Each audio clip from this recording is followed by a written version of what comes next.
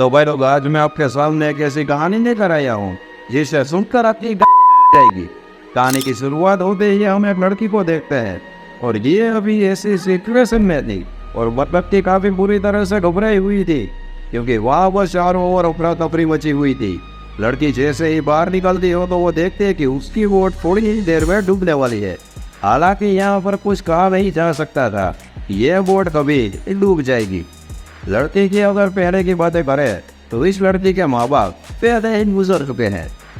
लड़की थोड़ी सी पैसे वाली थी, इसलिए वो ऐसे वैसे मन चाहे उस देश में घूमती रहती थी और अभी वो थी न्यूजीलैंड में। अभी कुछ दिनों पहले उससे अच्छे से लड़के से मुलाकात भी हुई थी। भाई लोग उस लड़के का नाम रोबिन था। उसके साथ हमारे इस लड़की की काफ़ी अच्छी गहरी दोस्ती हो जाती है और इस लड़की का नाम था यहाँ पर जेनेलिया। ये दोनों अच्छे से घुल मिल जाते हैं, साथ में घूमते फिरते हैं। लेकिन भाई हमें इन सब बातों से क्या, हम सीधे आते हैं पॉइंट पर। लड़की की बोट में एक रेडियो भी मौजूद था और वो वॉकी-टॉकी था।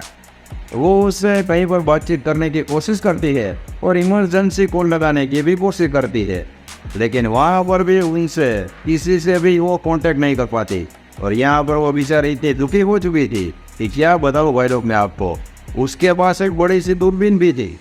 वो उसे चारों ओर देखने की कोशिश करते हैं कि सना कोई हो तो वो मुझे बचा ले, लेकिन इसमें भी वो नाकामयाब साबित होती है। भाई लोग लड़की जैसे ही पानी के नीचे देखने जाती है तो वो अचानक से पानी के अंदर गिर जाती है। वहाँ पर ऊपर प्लास्टिक था और लड़की वहाँ पर भाई लोग बुरी तरह से फंस चुकी थी और यहाँ पर उसकी मौत भी हो सकती थी। लेकिन हमारी लड़की काफी साथ ही रहती थी। वो किसी भी तरह से सिचुएशन और अपने आप पर काबू करती है और वो वहाँ से निकल लेती है वापिस, मतलब कि अपनी बोट के ऊपर चढ़ जाती है। उस प्लास्टिक के जरिए उसने एक पतवार जैसा बनाया था, अपनी नाव के आगे लगा दिया था ताकि हवा के जरिए वो वहाँ से आगे निकल पाए। वो देखते हैं कि उसके बॉयफ्रेंड की लाश उसकी बोट से 1 किलोमीटर की दूरी पर थी। अभी वो वहाँ पर जाती है और अपने बॉयफ्रेंड को लेकर वापिस अपनी नाव पर चली आती है। अभी इस साले का बॉयफ्रेंड भी सारा 150 आइटम था, ये साला भी जीता था। भाई लोग यहाँ पर भाई लोग ऐसी सिचुएशन में भी ये दोनों अपनी पुरानी यादें ताज़ा कर रहे थे कि वो पहले कैसे ढींगा मस्ती करते थे आपस में और कैसे घूमते फिरते थे और खाना बना खाते थे। अभी ऐसे करते करते 2 दिन बीत चुके थे, लेकिन अभी भी ये दोनों साले उसी नाव पर अब फंसे हुए थे। धीरे धीरे करते करते भाई लोग 10 दिन बीत जाते हैं और इन दोनों के पास जो खाना था वो भी खत्म होने वाला था और उसका ये बॉयफ्रेंड था साला, वो भी बुरी तरह से जख्मी हो चुका था। भाई लोग अभी जख्मों की वजह से इसकी मौत भी पतलू की कभी भी हो सकती थी। यहाँ पर उसकी बीवी यानी कि उसकी गर्लफ्रेंड सॉरी मतलब कि वो इसका थोड़ा सा मरहम पट्टी इलाज करती है। लेकिन 15 दिन होने के बाद खाना बिल्कुल खत्म हो चुका था। भाई लोग यहाँ पर लड़की सर्वाइव करने के लिए भाई लोग समुद्र के अंदर गोता लगाती है और वहाँ पर मछलियाँ पकड़ने की कोशिश करती है ताकि मछलियों की वजह से वो दोनों जिंदा रह पाए। धीरे धीरे वो लोग ना चाहते हुए मुझे कहना पड़ रहा है कि 50 दिन बीत जाने के बाद समुद्र में आता है भयानक तूफान। और ज़रा ये मंजर देखिए कि साला यहाँ पर इस लड़की और उसके बॉयफ्रेंड का क्या हाल हुआ होगा।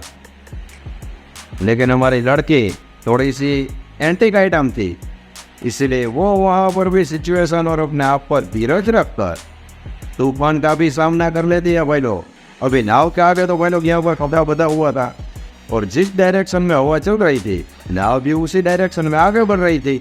लेकिन यहाँ पर इस लड़की का बॉयफ्रेंड था, वो थोड़ा सा एंटीक आइटम था।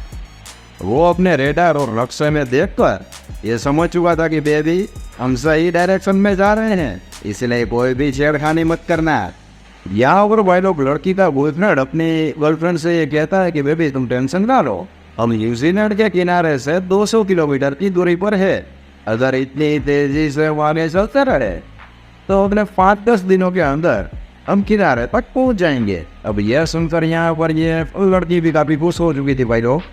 लेकिन एक बात खास से सुनिए भाई लोग कि कुदरत के कहर के आगे कोई भी इंसान नहीं टिक सकता। जैसे ही रात होती है तूफान आसमान में दिखाई देता है। धीरे धीरे वहाँ बर्फ तफरी वापिस से मचने लगती है और जोरदार तूफान वहाँ पर शुरू हो जाता है। लड़की और उसका बॉयफ्रेंड अपने आप को बचाने की, नाव को कंट्रोल करने की ढेर सारी कोशिश और मेहनत करते हैं भाई लोग। लेकिन इसमें मुझे ना चाहते हुए कहना पड़ रहा है इसमें यह दोनों नाकामयाब साबित होते हैं, क्योंकि तूफान इतना भयंकर था भाई लोग कि इन दोनों की यह छोटी सी नाव उसमें नहीं टिक पाई।